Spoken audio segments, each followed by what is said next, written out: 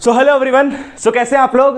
आप सबका legendary physics के इस प्लेटफॉर्म में स्वागत है। हम लोग लेक्चर नंबर 2 लेके आ गए वेक्टर इंटीग्रेशन के ऊपर, जिसमें हम पढ़ने जा रहे हैं मल्टीपल इंटीग्रल्स, है ना। ये लेक्चर नंबर 2 है। इससे पहले हम लोग एक और वीडियो अपलोड कर चुके हैं जो कि ऑर्डिनरी इंटीग्रेशन ऑफ वेक्टर के ऊपर था।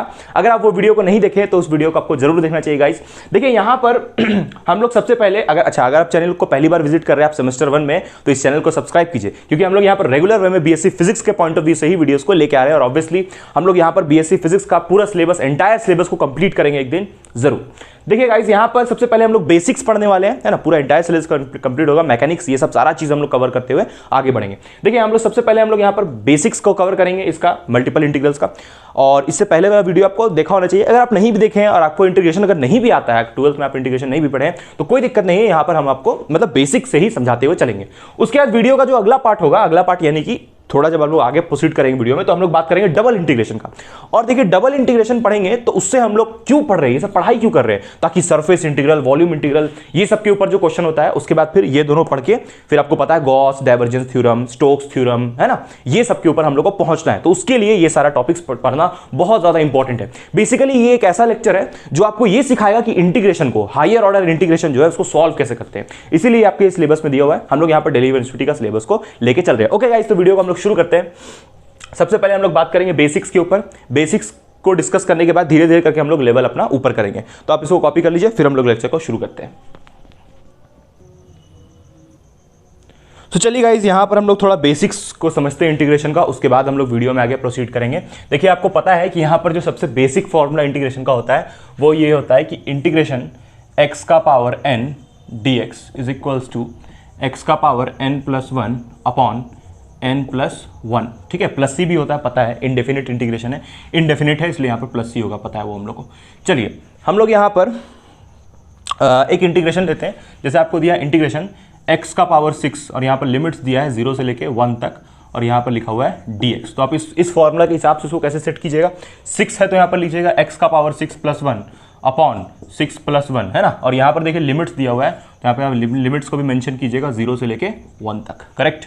उसके बाद यहाँ पर आपका कितना हो जाएगा इसका इंटीग्रेशन, x का पावर 7, ये बहुत ही बेसिक हुआ, और यहाँ पर 7, और यहाँ पर कहाँ से कहाँ जाएगा 0 से लेके 1 तक। हम आपको सजेस्ट करेंगे यहाँ पर ये 7 को आप बाहर ही लीजिए, उसके बाद ही आप पुट कीजिए लिमिट्स को। हालांकि आप डायरेक्ट भी कर सकते हैं, बट आगे चल के जो क्वेश्चन आएगा उसमें थोड़ा कॉम्प्लेक्स हो जाएगा, तो इसलिए पहले आप कॉन्स्टेंट टर्म को बाहर कीजिए, उसके बाद लिमिट को पुट कीजिए। तो यहाँ पर ये 1/7 जाएगा बाहर, और यहाँ पर जब 1 पुट होगा तो 1 का मतलब कि यहाँ पर जब 1 पुट होगा तो 1 का स्क्वायर कितना होगा, मतलब हम लोग ये करेंगे upper limit minus lower limit. पहले अपर लिमिट कितना पुट करेंगे, 1 का पावर 7, फिर लोअर लिमिट कितना पुट करेंगे 0, किसके जगह पे, x के जगह पे। तो ये आपको फॉर्मूला आता होगा बचपन से, upper limit minus lower limit. ऐसे हम लोग इंडेफिनिट इंटीग्रेशन करते हैं। तो कितना हो जाएगा ये 1/7। ठीक है, this will be the required answer. तो ऐसे आप इंटीग्रेशन करते हैं बहुत ही हलवे तरीके से। ठीक है, तो अब हम लोग क्या करते हैं कि चलते हैं हम लोग का डबल इंटीग्रेशन की तरफ। तो आप टॉपिक का नाम लिखिए डबल इंटीग्रेशन। ठीक है, अब हम लोग करने वाले हैं double integration. Double integration, double integration.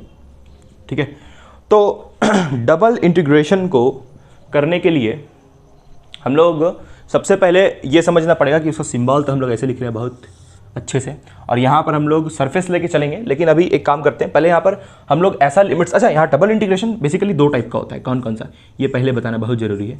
2 type का डबल इंटीग्रेशन होता है। एक जो डबल इंटीग्रेशन होता है वो होता है कांस्टेंट लिमिट्स वाला, कांस्टेंट लिमिट्स वाला, ऐसा इंटीग्रेशन जिसमें लिमिट्स कांस्टेंट हो। और दूसरा डबल इंटीग्रेशन होता है वेरिएबल लिमिट्स वाला। अब ये आपको जानना बहुत जरूरी है, वेरिएबल लिमिट्स ही आपको काम आएगा फिजिक्स के अंदर बहुत ही ज़्यादा। ठीक है, तो हम लोग यहाँ पर पहले उस इंटीग्रेशन का बात करेंगे जिसका लिमिट्स कांस्टेंट है। ऐसा नहीं कांस्टेंट वाला क्वेश्चंस में नहीं है, क्वेश्चंस में कांस्टेंट वाला लिमिट्स भी है, वेरिएबल, दोनों के ऊपर क्वेश्चन है, बट ज़्यादा क्वेश्चंस वेरिएबल लिमिट्स के ऊपर है। आपका जो ग्रीन्स थ्योरम है, स्टोक्स थ्योरम है, उसमें तो हम लोग सबसे पहले कांस्टेंट लिमिट्स का बात करते हैं। तो जैसे हम लोग यहाँ पर लिमिट ले रहे हैं 0 से लेके 4 तक, और यहाँ ले रहे हैं लोअर लिमिट हमेशा कम होता है, ये आपको अच्छे से पता होना चाहिए अगर ये आप बेसिक नहीं जानते हैं। तो यहाँ 0 से लेके 5 तक। ठीक है, और हम लोग यहाँ पर एक फंक्शन ले रहे हैं x, और यहाँ ले रहे हैं dx dy। ठीक है, अब सबसे पहले यहाँ पर सीन कुछ ऐसा है कि हमको इसको इंटीग्रेट करना है। तो इंटीग्रेट करने के लिए यहां पर जो आपको पहला टर्म दिख रहा है dx, ठीक है, उसके रिस्पेक्ट में इस x को हम लोग पहले इंटीग्रेट करेंगे, उसके बाद वाला जो dy रहेगा तब बाद में इसको इंटीग्रेट करेंगे। फिर से एक बार हम क्या बोल रहे हैं, यहां पर देखिए dx भी है dy भी है। पहले जो इंटीग्रेशन होता था उसमें तो सिर्फ कोई एक टर्म रहता था, या तो dx रहेगा या तो dy रहेगा, ये तो सिंगल इंटीग्रेशन होता था। लेकिन अब यहां पर जब मेरे पास डबल इंटीग्रेशन है तो वहां पर दो यहां पर मेरे पास ऑपरेटर्स है, एक dx भी है डिफरेंशियल ऑपरेटर और dy भी है, तो किसके रिस्पेक्ट में इंटीग्रेट करें भाई?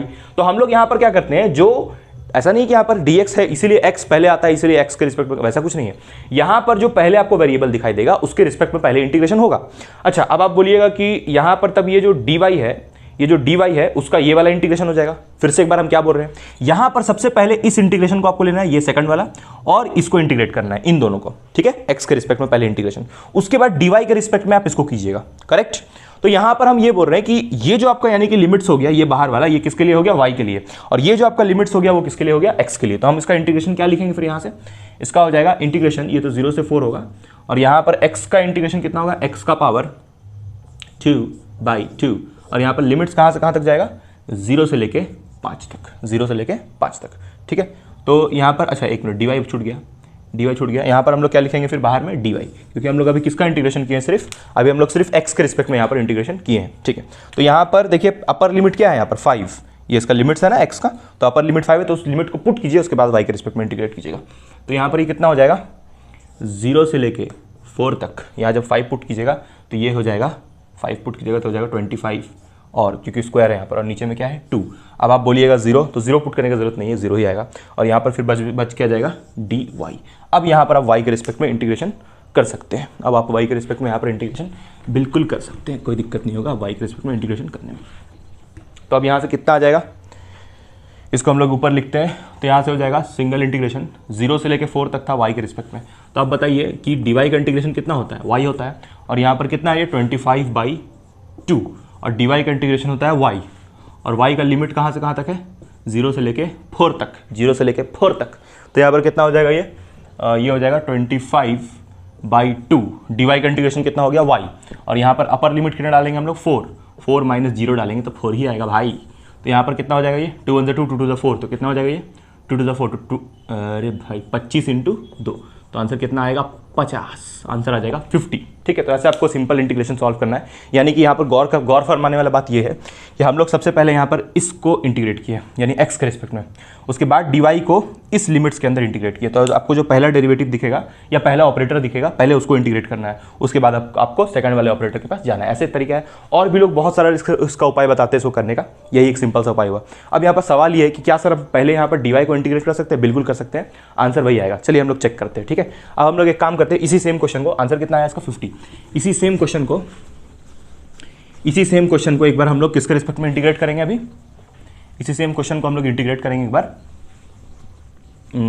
इसके रिस्पेक्ट में, y के रिस्पेक्ट में। तो कितना हो जाएगा, चलिए उसी सेम क्वेश्चन को सॉल्व करते हैं। एक बार y को पहले इंटीग्रेट कर लेते हैं। तो dy का इंटीग्रेशन कितना होता है, देखिए यहाँ पर पहले y का कर रहे हैं, ठीक है। तो dy का इंटीग्रेशन क्या हो जाएगा, y, और उसका लिमिट्स क्या दिया है y का, 0 से लेके 4 तक, ठीक। और यहाँ पर देखिए 0 से 5 है ना, 0 से 5, तो यहाँ पर अब लिख देते हैं इंटीग्रेशन 0 से 5, और यहाँ पर एक मिनट, ये अंदर होगा, अंदर बाहर कहीं भी लिखिए एक ही बात होगा, क्योंकि अब तो ये बाहर ही जाना है ना, क्योंकि आपका x के रिस्पेक्ट में करना है, x dx बचेगा। मतलब हम लोग अभी यहाँ पर x के रिस्पेक्ट में किया था ना इंटीग्रेशन, अब देखिए y के रिस्पेक्ट में एक बार करके देख रहे हैं, लेकिन y का लिमिट्स कौन सा लेना है, बाहर वाला ही लेना है। ऐसा नहीं कि आप कभी मन किया आपको तो ये वाला आप y का ले लिए, नहीं, यहाँ जो पहला डेरिवेटिव है उसका ये होगा, दूसरा डेरिवेटिव का ये होगा, ऐसे चलना है, यही मेन आपको ध्यान देना है। बाहर वाला डेरिवेटिव को लास्ट में कर, मतलब लास्ट में नहीं, बाहर वाला डेरिवेटिव का बाहर वाला इंटीग्रेशन, अंदर वाले डेरिवेटिव का अंदर वाला इंटीग्रेशन, कितना आसान, ठीक है। अब यहाँ से डेरिवेटिव बोलना इसको गलत है, ऑपरेटर बोल सकते हैं आप इसको, जो यहाँ पर dx dy dz जो भी लिखा रहता है, पहले तो सिर्फ आप dx ही पढ़ते थे, सिर्फ कोई एक ही टर्म रहता था, किसी एक ही टर्म के रिस्पेक्ट में इंटीग्रेशन होता था। बट यहाँ पर क्योंकि अब हम लोग डबल इंटीग्रेशन पढ़ रहे हैं, इसलिए यहाँ पर दो टर्म के रिस्पेक्ट में इंटीग्रेशन हो रहा है, ओके। तो यहाँ पर देखिए कितना हो जाएगा, ये 4 यहाँ जाएगा तो कितना हो जाएगा 4, और यहाँ पर -0 होता, उसके बाद 4 - 0 होता, उसके बाद यहाँ पर कितना हो जाएगा, ये x का इंटीग्रेशन कितना होगा, x²/2, उसका लिमिट कहाँ से कहाँ तक, 0 से लेके 5 तक।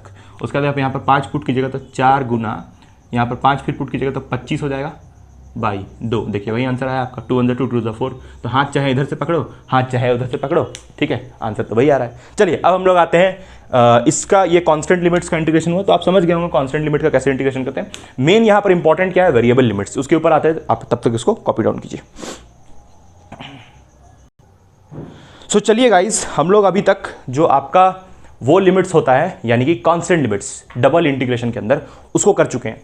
अब हम लोग आते हैं वेरिएबल लिमिट्स के ऊपर। तो देखिए वेरिएबल लिमिट्स हम लोग अब यहाँ पर ले रहे हैं दूसरा पार्ट उसी का, मतलब किसका, डबल इंटीग्रेशन ही चल रहा है, बस आपको दिमाग में इतना रखना है डबल इंटीग्रेशन चल रहा है। अब ये जो वेरिएबल लिमिट्स है आपको बहुत ध्यान से समझने का जरूरत है, क्योंकि आपका जो वेरिएबल लिमिट्स है वो आपको सरफेस इंटीग्रल, वॉल्यूम इंटीग्रल, उसके आगे जो आपका आने वाला है स्टोक्स, ग्रीन्स, ये सारा थ्योरम्स का हम बार बार जो नाम ले रहे हैं, जो आपके एग्जाम पॉइंट ऑफ व्यू से, आपका IIT JAM के पॉइंट ऑफ व्यू से, एग्जाम पॉइंट ऑफ व्यू से बहुत इंपॉर्टेंट है। तो इंपॉर्टेंट है इसलिए, और उसमें वेरिएबल लिमिट्स ही दिया रहेगा। चलिए हम लोग वेरिएबल लिमिट्स को जल्दी समझते हैं। जैसे मान लीजिए कि यहाँ पर आपको इंटीग्रेशन दिया है, इंटीग्रेशन डबल इंटीग्रेशन दिया हुआ है यहाँ पर आपको, और बोला गया है कि लिमिट्स है यहाँ पर 0 से 1। चलिए ये तो कांस्टेंट लिमिट्स हुआ। उसके बाद यहाँ पर एक और लिमिट आपको दिया हुआ है x² से लेके √x। अब हम आपको कुछ देर बाद ये भी बताएंगे कि यहाँ पर x² को लोअर लिमिट क्यों लिया गया है और √x को अपर लिमिट क्यों लिया गया है। आपको इन दोनों का ग्राफ्स आना चाहिए, तभी आपको समझ में आएगा। वो हम आपको अभी एक्सप्लेन करेंगे कि ऐसे लिखने का क्या मतलब है। अब देखिए ये इंटीग्रेशन को आपको सॉल्व करना है, और आपको यहाँ पर जो एक्सप्रेशन दिया हुआ है वो दिया हुआ है xy dx dy। अब देखिए यहाँ पर जो आपका वेरिएबल लिमिट्स है उसमें सबसे इंपॉर्टेंट चीज आप यहाँ पर लिख लीजिए, सबसे इंपॉर्टेंट बात इसके बारे में लिख लीजिए कि इसमें इंटीग्रेशन का ऑर्डर मैटर करता है। यहाँ पर लिखिए, अब बता रहे हैं ऑर्डर का मतलब क्या है। Order of integration matters. Order of integration matters, इसका मतलब यह है कि ऐसा नहीं है कि पहले आप, जैसे पिछले वाले क्वेश्चन में एक बार हम लोग dx के रिस्पेक्ट में इंटीग्रेट किए और फिर dy के रिस्पेक्ट में किए, तब आंसर आया 50। फिर दोबारा हम लोग dy के रिस्पेक्ट में पहले कर दिए और dx के रिस्पेक्ट में बाद में किए, तब भी आंसर आया 50। लेकिन ऐसा इसमें नहीं होगा। इसमें आपको लिमिट्स को, मतलब इसमें आपको ऑर्डर ऑफ इंटीग्रेशन को लेके चलना पड़ेगा, यानी कि पहले आप उस लिमिट को इवेलुएट कीजिएगा जो वेरिएबल है। तो यहां पर बताइए कि वेरिएबल लिमिट कौन है, तो वेरिएबल लिमिट ये रहा, ये वेरिएबल लिमिट है, क्योंकि यहां पर कोई फिक्स वैल्यू नहीं है, 1 2 3 4 को यहां पर नेचुरल नंबर नहीं है, यहां पर ये वैल्यू x है। तो x को आप 5 6 10 11 12 कुछ भी हो सकता है, समझ रहे बात को। तो जब वेरिएबल लिमिट्स रहेगा तो पहले आपको उसका इंटीग्रेशन करना है, उसके बाद आपको आना है यहां पर कांस्टेंट लिमिट्स पे, यानी कि ये 1 2 3 4 5 6 जो भी यहां पर नंबर्स दिया रहेगा, ये लोअर लिमिट, ये अपर लिमिट। अब ध्यान देने वाला बात यहां पर ये है कि भाई कौन x का लिमिट है, कौन y का लिमिट है। आप फिर वही लॉजिक लगाइएगा कि सर देखिए ये वाला पहले है, तो ये पहले है, तो भाई हम लोग ये जो लिमिट ले रहे हैं ये किसका हो जाएगा, x का, और ये बाद में है तो ये y का हो जाएगा। नहीं, ऐसे नहीं सोचना है, ध्यान दीजिएगा।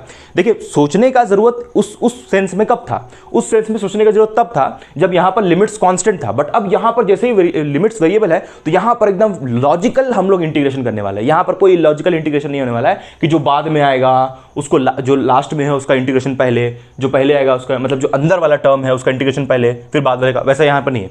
यहाँ पर देखिए ध्यान से, ये जो लिमिट्स है ये किसके टर्म में दिया है, तो देखिए ये x के टर्म में दिया है, तो ये x का लिमिट नहीं होगा। ये लिमिट किसके टर्म में दिया हुआ है, x के टर्म में दिया हुआ है, इसीलिए ये x का लिमिट नहीं होगा। कैसे, देखिए ये y का लिमिट होगा कंफर्म।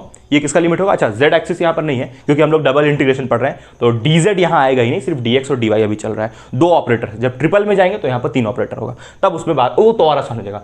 मतलब जैसे जैसे इंटीग्रेशन यहां पर बढ़ते जाएगा वैसे वैसे वो आसान हो जाएगा। हम आपको बस यही यहां पर सजेस्ट करेंगे कि डबल इंटीग्रेशन बहुत ध्यान से समझिए। चलिए वापस आइए, देखिए यहां पर सबसे पहले हमको इंटीग्रेट इसको जब करना है तो हम पहले ये सोच रहे कि ये लिमिट्स किसका है भाई, ये लिमिट्स dx का है या ये लिमिट्स dy का है। सबसे पहले सोचने वाला बात ये है।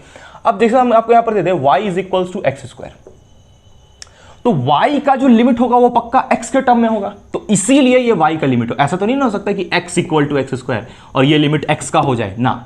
x = x कैसे हो सकता है, पक्का ये लिमिट किसका होगा, x का होगा, क्योंकि यहां पर देखिए x का वैल्यू 1 हो सकता है, x का वैल्यू 0 हो सकता है, x = x² और x = √x नहीं हो सकता है। मतलब ये जो आपको लिमिट दिया हुआ है जो x का है वो किसका लिमिट हुआ, y का, यानी अगर x के टर्म में लिमिट लिखा हुआ तो वो किसका हो जाएगा, y का हो जाएगा। क्लियर है कि नहीं, सिंपल सा बात है। यहां पर जैसे आपको क्वेश्चन में ही ये दिया रहेगा, जैसे y = x² दिया, y equal to x square दिया तो आप यहाँ पर लोअर लिमिट क्या पुट कर लिए एक्स स्क्वायर। उसके बाद फिर आपको दिया y equal to root x, y equal to क्या दे दिया रूट एक्स, दो आपको वैल्यूज, ये तो समझाने के लिए था। यहाँ पर आपको दो वैल्यूज दिया y equal to x square, y equal to root x. तो जो आप लोअर लिमिट था वहाँ पर आप एक्स स्क्वायर ले लिया, अपर लिमिट में क्या ले लिया रूट एक्स। इसका रीजन क्या है वो भी हम बताएंगे आपको। चलिए हम लोग वापस आते हैं। तो यहाँ पर देखिए अब आपको सबसे पहले ये आपको पता चल गया कि ये जो लिमिट्स दिया वो किसका है, dy का है। तो पहले आप dy के रिस्पेक्ट में कीजिए या dx dx दोनों चलेगा, नहीं पहले वेरिएबल लिमिट्स का इंटीग्रेशन। देखिए यहाँ पर लिखा हुआ है order of the integration matters. तो ऑर्डर मैटर क्या करता है, first integrate the variable limits. तो यहां पर कौन सा लिमिट है जो वेरिएबल है, ये वाला, और ये लिमिट किसका है, y का है। अच्छे से आपको हम एक्सप्लेन कर दिया y का ये इसीलिए है क्योंकि x x के बराबर नहीं हो सकता है लेकिन y x के बराबर हो सकता है, उसमें मैथ्स का लॉजिक है। ठीक है, तो हम लोग सबसे पहले इसको इंटीग्रेट करने वाले हैं क्योंकि ये वेरिएबल लिमिट है। ये अभी जो कांस्टेंट लिमिट है इसको एज इट इज छोड़ दीजिए। तो यहां पर देखिए ये जो x है, x का तो भाई इंटीग्रेशन नहीं होगा ना y के रिस्पेक्ट में, तो x यानी कि कांस्टेंट हो गया। dx को भी हम लोग एज इट इज, चलिए इसको बाहर लिख देते हैं। अब बताइए यहां पर y का इंटीग्रेशन कितना होगा, y स्क्वायर बाई 2। ये आपको फॉर्मूला पता है, x का पावर n+1 अपॉन नीचे में n+1। यहाँ पर y का पावर 1 था तो 1+1 अपॉन 1+1। और यहाँ पर लिमिट्स कहाँ से कहाँ तक गया, x स्क्वायर से लेके रूट एक्स तक, एक्स स्क्वायर से लेके रूट एक्स तक। ठीक है, अगर आपको इंटीग्रेशन फिर भी नहीं आ रहा है तो आप कमेंट कर सकते हैं, हम यहाँ पर एकदम बेसिक वीडियो आपके लिए लेके आएंगे, इंटीग्रेशन को और बेसिक से समझाएंगे। और ये सब टेंशन नहीं लेना कि इंटीग्रेशन बाय पार्ट्स, ये सब का भी कोई जरूरत नहीं, आपको बस सिंपल इंटीग्रेशन अभी समझना है। पार्शियल फ्रैक्शन ये सब का भी उतना जरूरत नहीं, जब आएगा तो देखा जाएगा। लेकिन हाँ, वैसा क्वेश्चन नहीं है आपका बीएससी फिजिक्स में, उस लेवल का क्वेश्चन अभी इस सेमेस्टर में नहीं है। सेमेस्टर 3 तक वो सब का जरूरत पड़ेगा, बट अभी इस सेमेस्टर में particularly by parts, partial fraction ये सब का जरूरत नहीं है। चलिए देखिए यहाँ पर, देखिए हम लोग यहाँ पर x को y के रिस्पेक्ट में इंटीग्रेट कर चुके हैं। अब यहाँ पर लिमिट्स पुट करना बहुत जरूरी है, पहले लिमिट्स पुट कीजिए। तो जैसे आप पहले यहाँ पर क्या पुट कीजिएगा, रूट एक्स। देखिए पहले 1/2 को हम लोग बाहर कर लेते हैं, ये लीजिए कर लिए 1/2 को बाहर। यहाँ पर x है, ठीक है, फिर यहाँ पर रूट एक्स पहले पुट होगा। तो यहाँ पर रूट एक्स पुट होगा तो कितना, upper limit root x put होगा तो x लिख सकते हैं ना उसको, क्योंकि स्क्वायर से रूट कट जाएगा। फिर माइनस लोअर लिमिट कितना है, एक्स स्क्वायर। तो एक्स स्क्वायर पुट करेंगे तो क्या हो जाएगा, ये x का पावर 4। और यहाँ पर बाहर में क्या है, dx, बाहर में क्या है dx। अब देखिए ये x पहले यहाँ जाएगा, फिर ये x यहाँ जाएगा। उसके बाद अब इसको, इस वाले इंटीग्रल को किसके रिस्पेक्ट में इंटीग्रेट किया, x के रिस्पेक्ट में। बस अब तो सॉल्व करना है। ठीक है, तो यहाँ पर कितना आ जाएगा, ये 1/2। और यहाँ पर देखिए ये x यहाँ जाएगा तो कितना हो जाएगा, ये x into x, x square. तो कितना हो जाएगा, x का पावर 3/3। फिर ये x यहाँ जाएगा तो कितना हो जाएगा, माइनस x का पावर, ये x यहाँ जाएगा भाई।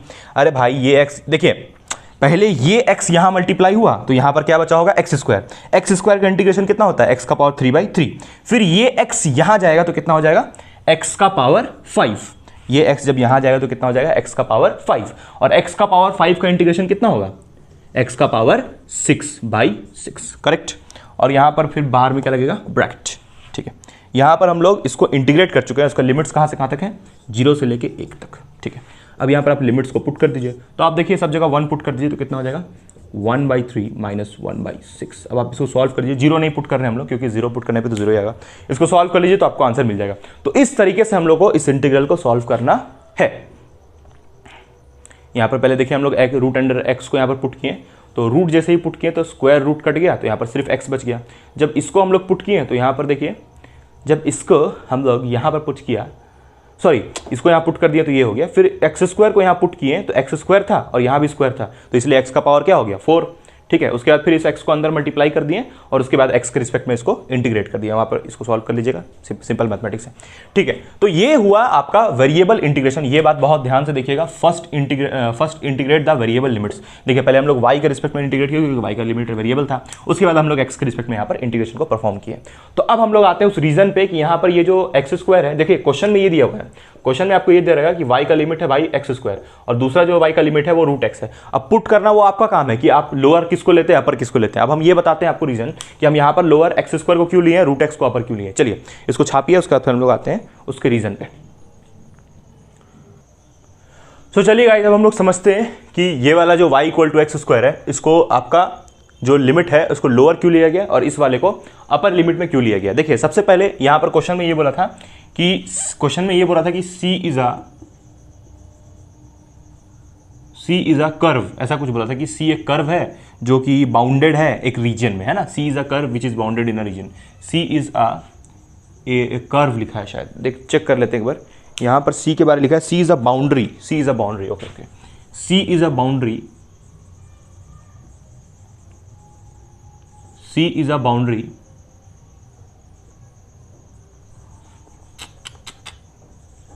सी इज अ बाउंड्री है ना, सी यहाँ पर एक बाउंड्री है और जिसका ये है उसका दायरा, उस बाउंड्री का दायरा ये है।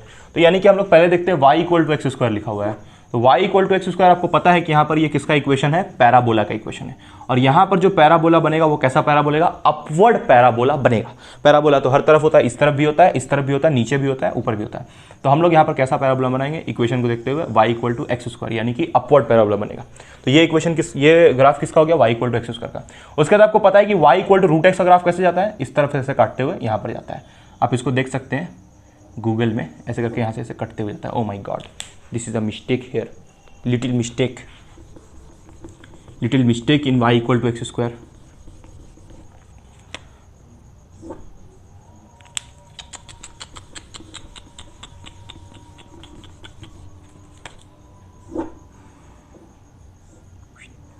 हाँ, तो यहाँ पर ये जो आपको दिखाई दे रहा है ये y equal to x square का हुआ। उसके बाद y equal to root x का बात किया जाए तो y equal to root x का ग्राफ कैसा बनेगा, y equal to root x का ग्राफ, इसको यहाँ काटते हुए और ऐसे जाना चाहिए, ये हाँ इस टाइप से जाना चाहिए, थोड़ा और इसको नीचे नहीं जाना था, इस टाइप का कुछ बनेगा y equal to root x का ग्राफ। ठीक है, ये इस टाइप का ग्राफ आपको देखने को मिलेगा। तो यहाँ पर देखिए अगर आप इस पे ध्यान दें तो ये कौन सा एक्सिस है, ये y एक्सिस हुआ, और ये कौन सा एक्सिस हुआ, x एक्सिस हुआ। तो और देखिए आप यहाँ ध्यान दीजिएगा कि ये वाला जो पैराबोला है ये ऊपर की तरफ जा रहा है, अपवर्ड पैराबोला है, तो यानी कि इसका वैल्यू ऊपर की तरफ बढ़ रहा है। लेकिन जो y equal to x square है उसका वैल्यू क्या है, डिक्रीजिंग है ना। यही इसका रीजन हो सकता है कि यहाँ पर y equal to x square का जो वैल्यू, एक्स स्क्वायर का ग्राफ है, y equal to x square का जो ग्राफ है वो देखिए अपवर्ड पैराबोला है, अपवर्ड जा रहा है। ठीक है, और y equal to root x जो है उसका ग्राफ देखिए इस तरफ y की तरफ डिक्रीजिंग है, तो डिक्रीजिंग है इसलिए इसको लोअर लिमिट लिया गया, ग्राफ के हिसाब से यहाँ पर ग्राफ को देखते हुए लिमिट्स लिया गया। और y equal to x square जो है वो तो पैराबोला बन रहा है जो कि अपवर्ड पैराबोला है, इसीलिए इसको अपर लिमिट में रखा गया है, वैल्यू को उसका बड़ा मानते हुए। ठीक है, यही इसका रीजन हो सकता है। तो यानी कि जब हम लोग यहाँ पर लिमिट्स लिखते हैं इंटीग्रल का, तो इसमें लोअर लिमिट हम लोग किसको लेंगे, लोअर लिमिट हम लोग लेने वाले हैं जो पैराबोला का इक्वेशन है उसको, यानी कि यहाँ पर लोअर लिमिट जो होगा, एक मिनट, यहाँ पर एक्स स्क्वायर,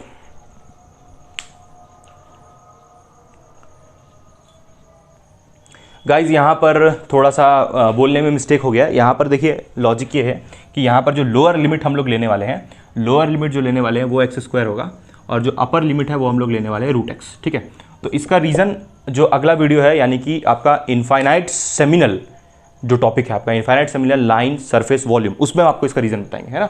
उसमें आपको हम इसका रीज़न बताएंगे, एक्चुअल रीज़न क्या है। किताब में कुछ और लिखा है इसका रीज़न, बड़ा अजीब सा, तो इसलिए हम आपको इसको एक्सप्लेन नहीं कर रहे हैं। बाकी यहाँ पर रीज़न वही है, ग्राफ से रिलेटेड।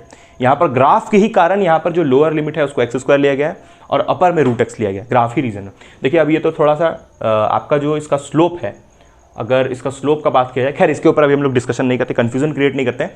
हम लोग ऐसा करते हैं कि जो आपका डबल इंटीग्रेशन है उसमें आगे चलते हैं और जो हम लोग को समझना था उसके ऊपर आते हैं। लेकिन हाँ, इसका रीज़न हम आपको ज़रूर बताएंगे कि यहाँ पर ये लोअर लिमिट में ही एक्स स्क्वायर क्यों लिखा गया है, अपर में रूट एक्स, उसका रीज़न है। और उसका रीज़न क्या है, ग्राफ। अगर आपको इसका रीज़न आता है तो आप कमेंट करके बताइए कि उसका रीज़न क्या हो सकता है। ठीक है, चलिए तो हम लोग अब ऐसा करते हैं कि आगे प्रोसीड करते हैं इसमें और डिस्कस करते हैं हम लोग जो अगला टाइप का होता है, यानी कि जो आपका जैसे ऐसा इक्वेशन दिया रहता है, x square plus y square equals to a square. अगर आपको सर्कल का इक्वेशन दे देगा तो सर्कल का इक्वेशन के हिसाब से आप जो लिमिट्स होता है इंटीग्रेशन का वो कैसे निकालिएगा, चलिए उसके ऊपर हम लोग आते हैं। सो चलिए गाइज, इसको हम लोग समझते हैं। यहां पर बोला है C is the boundary of the area enclosed by the x axis on the upper half of a circle.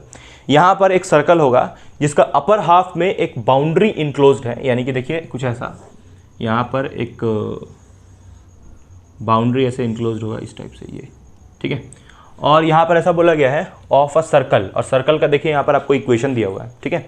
ये सर्कल का इक्वेशन है और ये इंटीग्रेशन को आपको इवेलुएट करना है। अपर हाफ बोला सर्कल का, इसलिए यहाँ पर हम लोग सर्कल का अपर हाफ लेकर के चल रहे हैं, ठीक है। अच्छा, ये सर्कल का इक्वेशन है। अब आप दिमाग लगाइए कि इस तरफ आपका देखिए ये इस तरफ से ही होगा, क्योंकि बोला है कि एक्स एक्सिस के अपर हाफ में लोकेटेड है। देखिए ये एक्स एक्सिस का अपर हाफ यही ना हुआ। अच्छा, अपर बोला है इसलिए हम लोग सर्कल को ऊपर बना रहे हैं, नीचे नहीं बना रहे। क्लियर है, ठीक है।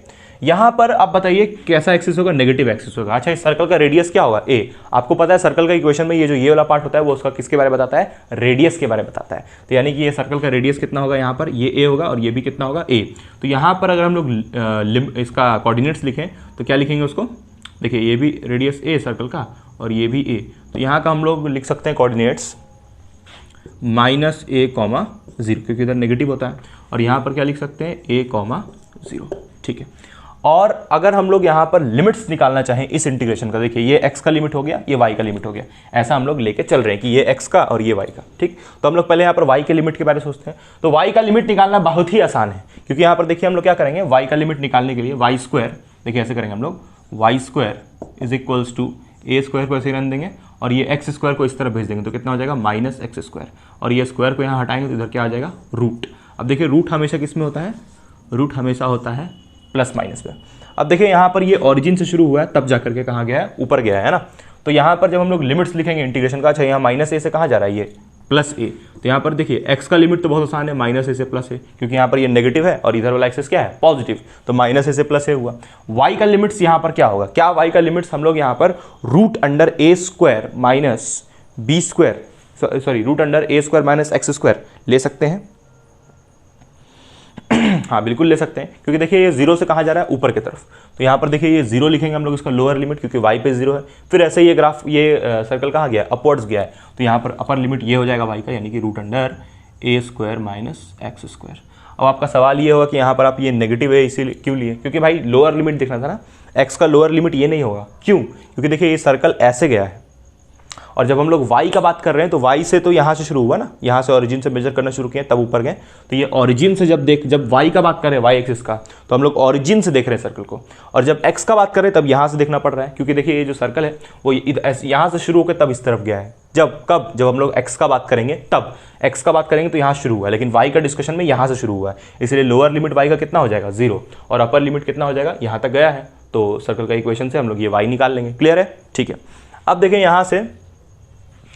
यहाँ से देखिए इसको अब इंटीग्रेट करना बहुत आसान हो गया, बस अब इसको आपको सिंपली इंटीग्रेट करना है। तो चलिए इसको हम लोग करते हैं, इंटीग्रेट करते हैं इसको हम लोग। लिमिट्स निकालने ही के लिए ये वीडियो बनाया गया है कि आपको लिमिट्स कैसे निकालना है उसको समझाने के लिए।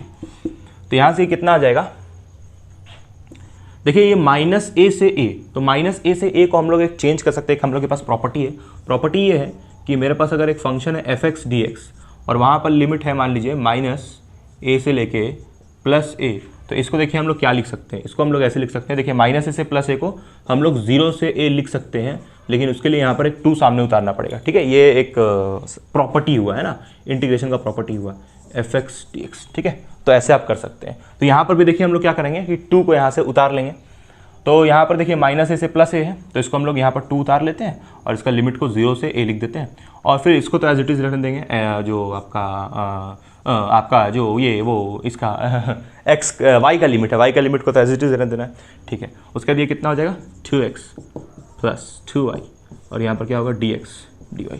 अब आप बताइए पहले आप किसके रिस्पेक्ट में यहाँ पर इंटीग्रेट कीजिएगा। तो अब देखिए यहाँ पर वेरिएबल लिमिट्स तो इसमें भी है, वेरिएबल लिमिट्स इसमें भी है, तो आप जिसके रिस्पेक्ट में चाहे पहले उसके रिस्पेक्ट में कर सकते हैं। तो आप एक काम कीजिए कि यहाँ पर पहले हम लोग ऐसा करते हैं कि इस इंटीग्रेशन को पहले हम लोग y के रिस्पेक्ट में कर लेते हैं, उसके बाद हम लोग इसको x के रिस्पेक्ट में कर लेंगे। अब किसी के भी रिस्पेक्ट में पहले कीजिए, आंसर सेम आएगा, ठीक है। चलिए तो इसको हम लोग इंटीग्रेट करते हैं। तो यहाँ से कितना आ जाएगा इसका इंटीग्रेशन, 2 हुआ ये और 2 बाहर जाएगा तो कितना हो जाएगा, 4, कितना हो जाएगा, 4। और यहाँ पर आ जाएगा 0 से लेके a, और x + y, अंदर में क्या बचेगा, x + y। और जब इसका हम लोग इंटीग्रेशन कर देंगे, यानी मान लीजिए y के रिस्पेक्ट में हम लोग कर दिए, तो y के रिस्पेक्ट में जब कीजिएगा तो यहाँ पर कितना हो जाएगा, देखिए ये जो dy है वो यहाँ भी जाएगा, तो यहाँ पर y आ जाएगा, फिर ये dy यहाँ जाएगा तो कितना हो जाएगा, +y²/2, ठीक है, ये आएगा। और फिर यहाँ आप यहाँ पर y का लिमिट्स डाल दीजिए। y का लिमिट्स कहाँ से कहाँ तक है, 0 से लेकर √a² - x² तक, ये y का लिमिट है, ठीक है।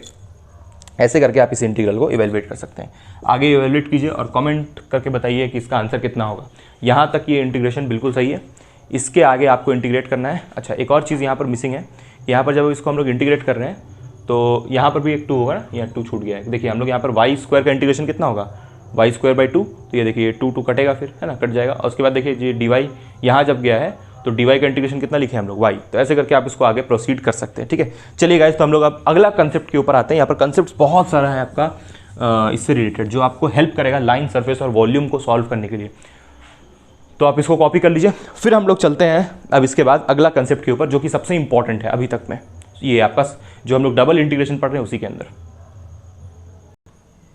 गाइज यहाँ पर ये 2 नहीं होगा, ये 2 यहाँ पर नहीं होगा, क्योंकि देखिए हम लोग यहाँ से जब 2 कॉमन लिए हैं तो यहाँ पर ये 4 हो गया।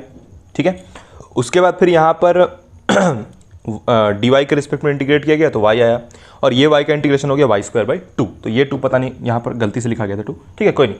चलिए अब हम लोग आते हैं नेक्स्ट कंसेप्ट के ऊपर इसमें। सो देखिए गाइज, यहाँ पर एक बहुत इंपॉर्टेंट क्वेश्चन है। ऐसा क्वेश्चन बहुत सारा आपके बुक में होगा, कोई भी बुक आप यूज़ करते हैं मैथमेटिकल फिजिक्स के लिए तो बहुत सारा क्वेश्चन ऐसा होगा इसके ऊपर। देखिए यहाँ पर आपको सरफेस इंटीग्रल करना है और आपको ये इक्वेशन दिया हुआ है। अब हम ये सिखाएंगे कि यहाँ पर इस इक्वेशन के हेल्प से हम लोग लिमिट्स कैसे लिखते हैं सरफेस इंटीग्रल का, अगर ऐसा इक्वेशन दिया रहे। और देखिए इसके पीछे बहुत एक लंबा क्वेश्चन है, सरफेस इंटीग्रेशन का एक बहुत लंबा चौड़ा क्वेश्चन है, उससे हम डायरेक्ट रिजल्ट जो है ना उसको लिख रहे हैं। सरफेस इंटीग्रेशन के ऊपर वीडियो आएगा, उस समय हम लोग उसको डिटेल में डिस्कस कर लेंगे कि एक्सप्रेशन कहाँ से आया। ठीक है, तो इस एक्सप्रेशन को आपको अगर सॉल्व करना है यानी इसको इंटीग्रेट करना है तो उसके लिए आपको यहाँ पर लिमिट्स पता होना चाहिए। और देखिए सरफेस इंटीग्रेशन है तो यहाँ पर एक्स वाई होगा, तो एक्स वाई का लिमिट निकालना है और ये इक्वेशन दिया हुआ है। तो इस टाइप का जो सवाल है ये बहुत इंपॉर्टेंट है। देखिए यहाँ पर सबसे पहले एक डायग्राम बनेगा 2 डायमेंशनल, क्योंकि आपको एक्स वाई का लिमिट निकालना है, इसलिए यहाँ पर हम लोग जो डायग्राम लेंगे वो एक 2 डायमेंशनल डायग्राम लेंगे। ठीक है, इस टाइप का। अब देखिए यहाँ पर आप अगर बात करें एक्स का लिमिट्स का, तो अगर फॉर लिमिट्स ऑफ एक्स, पहले हम लोग चलते हैं फॉर लिमिट्स ऑफ एक्स की तरफ। For limits of x, x के लिमिट की तरफ, तो अगर आपको एक्स का लिमिट निकालना है तो आपको y एंड z को 0 पुट करना पड़ेगा।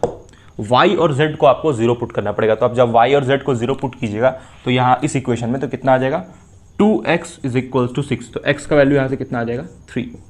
तो ये x का कौन सा लिमिट होगा, देखिए यहाँ से x ओरिजिन से शुरू हो रहा है ना, यहाँ पर मान लीजिए पहुँच गया 3 तक, तो यहाँ पर ये कितना हो जाएगा 3, 0, कुछ भी होगा 3, यहाँ पर y का वैल्यू हम लोग y ले लेते हैं और z का वैल्यू z ले लेते हैं। तो यहाँ पर 3 कैसे आया, क्लियर है आपको, क्योंकि यहाँ पर देखिए x = 3 आ रहा है, तो यानी कि आप यहाँ पर जो x का लिमिट लेने वाले वो कहाँ से कहाँ लेंगे, 0 से लेके 3 तक। अब आते हैं हम लोग y का लिमिट पे, जो कि पहचानना बहुत ज़्यादा इंपॉर्टेंट है।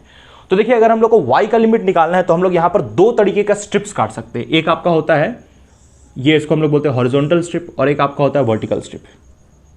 एक आपका होता है वर्टिकल स्ट्रिप, दूसरा होता है हॉरिजॉन्टल स्ट्रिप। यहाँ पर हम क्लियरली मेंशन कर देते हैं, अगर हम लोग हॉरिजॉन्टल स्ट्रिप काट रहे हैं, हॉरिजॉन्टल ZON, हॉरिजॉन्टल स्ट्रिप, अगर हम लोग हॉरिजॉन्टल स्ट्रिप काट रहे हैं, हॉरिजॉन्टल स्ट्रिप काट रहे हैं यानी कि हम बात कर रहे हैं यहाँ पर एक्स एक्सिस का, क्योंकि हॉरिजॉन्टली एक्स एक्सिस होता है। और अगर हम लोग वर्टिकल स्ट्रिप काट रहे हैं, वर्टिकल स्ट्रिप काट रहे हैं तो हम बात करना चाहते हैं किसका, वाई एक्सिस का। ठीक है, वाई एक्सिस के लिए वर्टिकल स्ट्रिप, एक्स एक्सिस के लिए हॉरिजॉन्टल। अब देखिए यहाँ पर एक्स का लिमिट्स तो निकल चुका है, तो हमको निकालना वाई का लिमिट्स। अच्छा, यहाँ पर जेड का तो बात ही नहीं करना है, जेड को आपको हमेशा 0 पुट करना है। तो चलिए हम लोग यहाँ पर लिखते हैं फॉर लिमिट्स ऑफ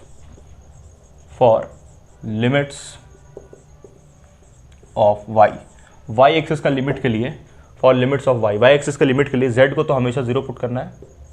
ठीक है, अब यहाँ जब आप z को 0 पुट कीजिएगा तो यहाँ से देखिए y का लिमिट कितना आ रहा है, y = z 0 हो गया। तो आप इसको 2x को इस तरह भेजिए तो कितना आ जाएगा 6 - 2x। तो ये हो गया आपका y का लिमिट। अब y का लिमिट आप ये पुट कर दीजिए, कितना होगा 0 से लेके 6 - 2x। तो ये आपका किसका लिमिट हो गया, y का लिमिट हो गया। देखिए y का लिमिट किसके टर्म में आया, x के टर्म में आया। तो अब आप इस इंटीग्रल को इवेलुएट कर दीजिए। इंटीग्रेशन को हम चाहे तो आपको सॉल्व कर सकते हैं, लेकिन इससे वीडियो बहुत लंबा हो जाएगा, तो इसलिए हम आपको बस लिमिट्स लेने सिखा रहे हैं। तो ऐसे आपको लिमिट्स लेना है जब इस टाइप का इक्वेशन देगा तब। ठीक है, हम लोग अब चलिए थोड़ा सा आगे और कंसेप्ट की तरफ चलते हैं, आपका डबल इंटीग्रेशन में और कोई कंसेप्ट बचा हो तो। सो चलिए गाइस, फाइनली हम लोग आते हैं अब ट्रिपल इंटीग्रेशन के ऊपर। डबल इंटीग्रेशन बस आपको इतना ही जानना था। अगर आप इतना समझ पा रहे हैं तो आप सरफेस इंटीग्रेशन को आराम से पढ़ सकते हैं, आपको कोई उसमें दिक्कत नहीं होगा। चलिए अब हम लोग आते हैं आपका तीसरे वीडियो का थर्ड पार्ट की तरफ, यानी कि ट्रिपल इंटीग्रेशन की तरफ। ट्रिपल इंटीग्रल ट्रिपल इंटीग्रल में यहाँ पर 3 इंटीग्रेशन होगा। अब यहाँ पर 3 ट्रिपल इंटीग्रल है तो यानी कि आपका कौन सा एक्सिस भी इन्वॉल्व हो जाएगा, यहाँ पर आपका जो z एक्सिस है वो भी इन्वॉल्व होने वाला है, z एक्सिस भी इन्वॉल्व होने वाला है। तो यहाँ पर देखिए ये जो फर्स्ट इंटीग्रेशन है इसको हम लोग x का बोल लेते हैं। अच्छा, लोअर लिमिट यहाँ पर हम लोग जनरली ना 0 ही लेके चल रहे हैं। यहाँ पर ये x का लिमिट हम लोग डालेंगे, यहाँ पर y का डालेंगे और ये z का डालेंगे। अब इसको आप ज़्यादा दिल पे मत लीजिएगा क्योंकि यहाँ पर हम लोग x y, हाँ x y z का ही लिमिट लिखने वाले हैं, लेकिन ऐसा नहीं कभी होगा यहाँ पर z आएगा y, ऐसा नहीं लिखेंगे हम लोग, ठीक है। अच्छा, यहाँ पर हम लोग ना कोई भी आपको fx कोई फंक्शन दिया रहेगा क्वेश्चन में आपको, और यहाँ पर फिर होगा dv। अब dv का मतलब यहाँ dv इसलिए लिखते हैं क्योंकि देखिए जो आपका ट्रिपल इंटीग्रेशन है वो किसका होता है, वॉल्यूम का होता है ना। जो वॉल्यूम एरिया, वॉल्यूम जब भी हमको निकालना होता है किसी का तभी हम ट्रिपल इंटीग्रेशन यूज़ करते हैं, क्योंकि वॉल्यूम के ही अंदर आपका 3 डायमेंशनल एक्सिस x y और z आता है, ठीक है। तो यहाँ से हम लोग ये बोल सकते, अच्छा इस dv का वैल्यू कितना होगा, इस dv का वैल्यू हमेशा कितना होगा, dx dy dz, यानी x axis y axis z axis तीनों आएगा dv के अंदर, dx dy dz, x axis y axis z axis तीनों इस dv के अंदर फॉल करेगा, ठीक। तो इसको अब हम लोग कैसे कर सकते हैं, यहाँ पर देखिए इसको हम लोग ये लिख ले 0। अब देखिए सबसे पहले x का आपको कुछ एक जनरल लिमिट हम लोग ले लेते हैं 3, और यहाँ पर चलिए y का एक लिमिट ले लेते हैं 4, और x का हम लोग एक लिमिट ले लेते हैं 5, और fx का वैल्यू अभी हम लोग रहने देते हैं, यहाँ पर dv लिख दिए, ठीक। अब देखिए इस टाइप का सवाल में आपको मान लीजिए fx का वैल्यू 1 दिया हुआ रहेगा, ठीक है। fx का वैल्यू हम लोग यहाँ पर 1 लेके चल रहे हैं, तो ये dv की जगह आप क्या लिखिएगा, सिंपली dv की जगह आपको पता है आपको लिखना है dx dy dz। तो इस टाइप के इंटीग्रेशन में तो देखिए यहाँ पर तो कांस्टेंट लिमिट्स है, तो आप किसी को भी कैसे भी इंटीग्रेट कीजिए, ये तो बहुत सिंपल हो गया है ना, कि यहाँ पर तो कांस्टेंट लिमिट्स हो गया ना, तो यहाँ पर कहानी बन गया।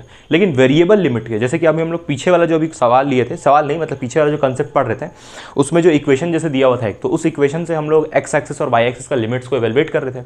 वैसे ही जेड एक्सिस के लिए भी एक इक्वेशन, मान लीजिए एक इक्वेशन दिया रहेगा, उसी इक्वेशन से आपको एक्स वाई जेड तीनों का लिमिट निकालना होगा। जैसे ये आपको इक्वेशन दिया हुआ 3x + 2y + 3z = 0, जैसे ये आपको एक इक्वेशन दिया हुआ है। अब यहाँ से आपको x y z तीनों का लिमिट्स निकालना है ना, इस इंटीग्रल के अंदर। ये तो आप समझ गए ना, कांस्टेंट लिमिट रहेगा तो कोई टेंशन नहीं है भाई, इसको डायरेक्ट इंटीग्रेट करना है। आप पहले x को कीजिए, फिर y को कीजिए, फिर z को कीजिए, या फिर आप पहले z को कीजिए, y किसी को भी पहले कर दीजिए, क्योंकि यहाँ कांस्टेंट लिमिट है तो सोचना ही नहीं है। लेकिन अगर हम लोग यहाँ पर जो डिस्कशन करने हैं, हम लोग वेरिएबल लिमिट के बारे में बात कर रहे हैं, तो अगर वेरिएबल लिमिट रहेगा तब क्या करना है, तो आते हैं हम लोग पहले लिमिट्स ऑफ x के ऊपर। लिमिट्स ऑफ x, अगर x का लिमिट्स निकालना है, x का जब लिमिट हम लोग निकालते हैं तो हम लोग सिर्फ x एक्सिस में मौजूद होते हैं। जब x का लिमिट निकालते हैं तो हम लोग कहाँ मौजूद होते हैं, सिर्फ x एक्सिस में, यानी कि y का वैल्यू 0 और आपका z का वैल्यू भी क्या पुट करना है आपको 0, यानी कि आप देखिए यहाँ से x का लिमिट कितना आ जाएगा, x = आ जाएगा, एक मिनट यहाँ पर 0 नहीं है, सॉरी यहाँ पर है 4, ठीक है। तो x का लिमिट यहाँ से देखिए, आप इसको y को 0 z को 0, तो ये 2x = 4 होगा, यहाँ से 2x = 4। अगर आप y और z को 0 पुट कर देते तो x का यहाँ पर लिमिट कितना आ जाएगा 2, मतलब अपर लिमिट आएगा। तो यहाँ पर देखिए x का अपर लिमिट कितना आ जाएगा 2, ठीक है, ये अपर लिमिट हुआ। और लोअर लिमिट आपको क्या लेके चलना है 0। आप देखिएगा मैं ज़्यादातर क्वेश्चंस में ही आपको x का लिमिट 0 मिलेगा पुट किया हुआ, ठीक है। चलिए अब हम लोग आते हैं लिमिट्स ऑफ x की तरफ, लिमिट्स ऑफ y की तरफ, सॉरी लिमिट्स ऑफ y की तरफ। तो y का लिमिट्स निकालेंगे जब आप, तो आप होंगे xy प्लेन में। जब आप y का लिमिट निकालिएगा तो आप कहाँ होंगे, xy प्लेन में, यानी कि आप z का वैल्यू क्या पुट कीजिएगा 0। अगर y का अपर लिमिट के बारे में हम लोग बात कर रहे हैं, लोअर लिमिट के बारे में बात नहीं कर रहे हैं। लोअर लिमिट यहाँ पर क्या लेना है, इंटीग्रल का 0, हम लोग हमेशा अपर लिमिट का इवैल्यूएशन कर रहे हैं। अब देखिए यहाँ, यानी कि यहाँ से ये कंक्लूजन निकला कि y का जो भी लिमिट होगा वो आपके किसके टर्म में होगा, x के टर्म में, क्योंकि जब आप y का लिमिट्स निकालते हैं तो आप xy प्लेन में होते हैं। तो xy प्लेन में तो z है ही नहीं, तो इसलिए z को आपको 0 लेना है। देखिए ये रूल ही मान के चलिए, यहाँ पर y को आप 0 ले रहे हैं, z को 0 ले रहे हैं, तब आप x का अपर लिमिट निकाल रहे हैं। यहाँ आप z को 0 ले रहे हैं तो आप क्या निकाल रहे हैं, y का अपर लिमिट निकाल रहे हैं। तो यहाँ से y का अपर लिमिट कितना आ जाएगा, z को आप 0 पुट कीजिए तो कितना हो जाएगा 2x + 2y, 2x + 2y = 4 होगा, 2x + 2y = 4 होगा। तो यहाँ से देखिए कितना आ जाएगा, ये 2 कॉमन जाएगा, तो यहाँ से हो जाएगा y = 4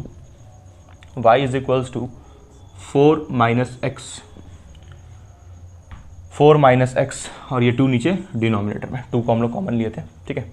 और कॉमन लेने के बाद इस 2 को हम लोग नीचे भेज दिए, और ये पहले कटेगा, क्या हम कर रहे हैं यहाँ पे पता नहीं। देखिए इसको ऐसे करना है, यहाँ से y का लिमिट निकालना है, तो 2y = 4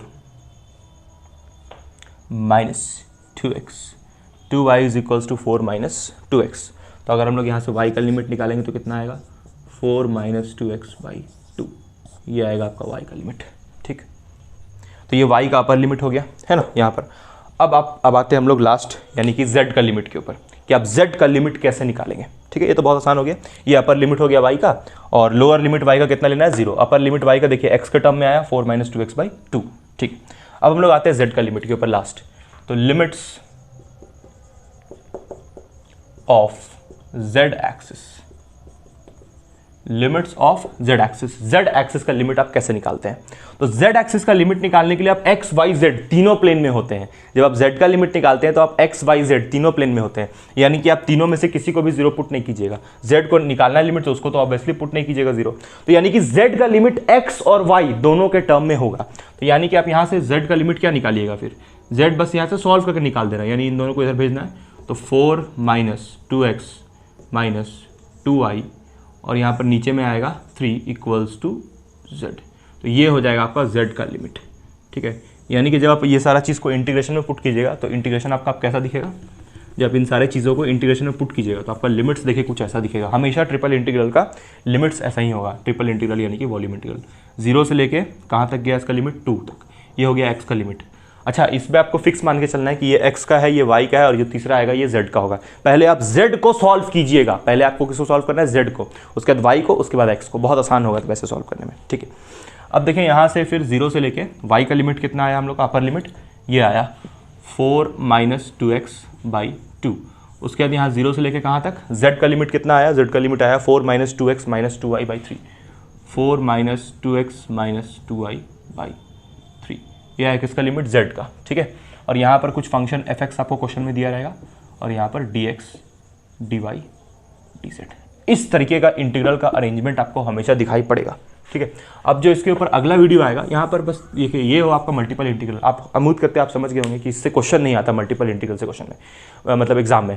मल्टीपल इंटीग्रल टॉपिक बना ही इसीलिए है ताकि आप इंटीग्रेशन का रूल समझ सके कि इंटीग्रेशन हम लोग सॉल्व कैसे करते हैं, हायर ऑर्डर इंटीग्रेशन है ना, लिमिट्स कैसे निकालते हैं, ये हम अब इस वीडियो में सीख चुके हैं। इस वीडियो में मतलब कि पहले हम लोग डबल के बारे में समझे। और एक और चीज़ बचा हुआ है यहाँ पर कि जो आपका जो कर्व है, वो जो कर्व का हम लोग लिमिट्स लिए थे, वहाँ पर जो आपका रूट एक्स था उसको अपर क्यों लिए थे और एक्स स्क्वायर को लोअर क्यों लिए थे, उसका भी एक्सप्लेनेशन आपको अगले वीडियो में मिलेगा।